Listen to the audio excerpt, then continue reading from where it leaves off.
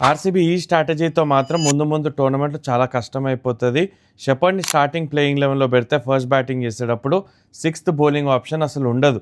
నిన్నటి మ్యాచ్లో కూడా చూసాం, షెపర్డ్ 20th ఓవర్ వేయాలంటే 15 runs డిఫెండ్ చేయలేకపోయాడు. ఎందుకంటే రజత్ పటిదార్ కాన్ఫిడెన్స్ లేదు షెపర్డ్ మీద.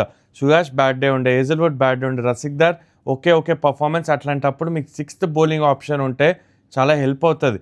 అక్కడ ఫస్ట్ బ్యాటింగ్ చేస్తున్నప్పుడు మీరు షెపర్డ్ని ఇంపాక్ట్ ప్లేయర్లో పెడితే డఫీ వచ్చే అవకాశం ఉంటుంది. ఒకవేళ బ్యాటింగ్ అవకాశం రాకపోతే కృణాల్ పైన ఆడిపించండి, అవకాశం ఇస్తే కదా తెలిసేది. అక్కడ స్ట్రాటజీ మిస్ అవుట్ అవుతున్నారు ఆర్సీబీ.